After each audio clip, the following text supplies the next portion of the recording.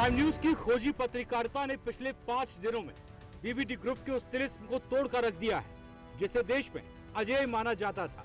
हमने पार्ट 1 में बेनामी संपत्तियों के साम्राज्य की नींव हिलाई, पार्ट 2 में हमने डिजिटल डकैती के सबूत दिए, पार्ट 3 में इंडियन मर्केंटाइल बैंक की लूट का सच दिखाया, पार्ट 4 में सीए संदीप जैन और अंगूठा टेक चेयरमैन राजकुमार राव के जरिए धांधली की कहानी सुनाई और कल पार्ट 5 में हमने 550 करोड़ के उस विदेशी बैंक और मनी लॉन्ड्रिंग सिंडिकेट का पर्दाफाश किया जिसका मास्टरमाइंड था संजय गोविल।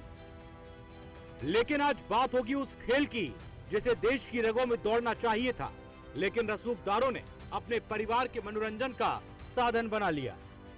आज बीबीडी की फाइल्स की 6ठी फाइल खुलेगी, लेकिन बात होगी BAI यानी कि बैडमिंटन एसोसिएशन ऑफ इंडिया की, जहां रसूख के नाम पर खिलाड़ियों का हक मारा गया।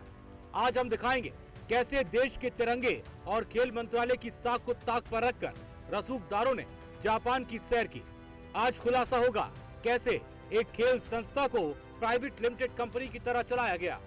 प्राइम न्यूज की सबसे बड़ी इन्वेस्टिगेशन लखनऊ की शान या धोखे का सामान पार्ट 6 में साल 2012 से 2017 के बीच बैडमिंटन एसोसिएशन ऑफ इंडिया यानी कि BAI के अध्यक्ष डॉक्टर अखिलेश दास गुप्ता, एक पूर्व राज्यसभा सांसद और उत्तर प्रदेश के पूर्व मुख्यमंत्री बनारसी दास के पुत्र, लेकिन उनके कार्यकाल में एक ऐसा दाग लगा जिसकी गूंज आज भी CBI के गलियारों में सुनाई देती है। नव भारत टाइम्स में छपी खबर के मुताबिक मामला 2014 का है। जापान सरकार ने यूथ स्पोर्ट्स एक्सचेंज प्रोग्राम के तहत टोक्यो में एक कार्यक्रम आयोजित किया। उद्देश्य था एशियाई देशों में जापानी संस्कृति और खेल मूल्यों को बढ़ावा देना। इस दौरान नियम सख्त थे। खिलाड़ियों की उम्र 17 से 23 के बीच होनी चाहिए और उन्होंने राज्य या राष्ट्रीय स्तर पर देश का प्रतिनिधित्व किया हो। लेकिन जब 23 खिलाड़ियों की लिस्ट बनकर तैयार हुई तो उसमें असली खिलाड़ी कम और रसूखदारों के रिश्तेदार ज्यादा थे। आरोप लगा अखिलेश दास गुप्ता और BAI के आला अधिकारियों ने अपने परिवार के सदस्यों को खिलाड़ी बताकर जापान भेज दिया। CBI की जांच में सामने आया कि ये तथाकथित खिलाड़ी कभी किसी राज्य या क्षेत्र स्तर के टूर्नामेंट में खेले ही नहीं थे। चयन के लिए ना तो कोई ट्रायल हुआ, ना ही कोई विज्ञापन निकाला गया।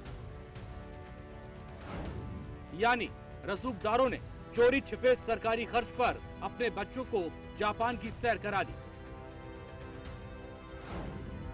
अखिलेश दास ने खुद अपनी बेटी सोनाक्षी दास को खिलाड़ी बनाकर जापान भेज दिया। बैडमिंटन ऑफ इंडिया के ऑडिटर CA संजय जैन उसी संदीप जैन के भाई हैं, जिसका खुलासा हमने पार्ट 4 और पार्ट 5 में किया था।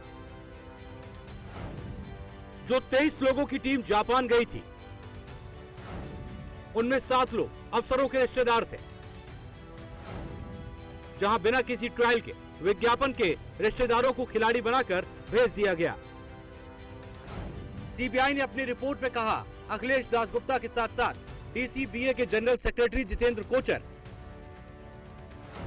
उपाध्यक्ष हरीश आहूजा और कोषाध्यक्ष अमल कुमार थापर जैसे अधिकारियों को नामजद किया। आरोप गंभीर थे। मिली भगत कर अपात्र लोगों को विदेश भेजा गया। जब ये मामला उठा तो अखिलेश दास गुप्ता ने अपना बचाव करते हुए कहा कि ये सिर्फ शहर स्तर का प्रोग्राम था और इस खेल के साथ क्विज और सांस्कृतिक कार्यक्रम भी थे। उन्होंने तर्क दिया कि उनकी बेटी सोनाक्षी दास ने CBSE नेशनल स्कूल चैंपियनशिप में कांस्य पदक जीता था, इसीलिए उसे चुना गया।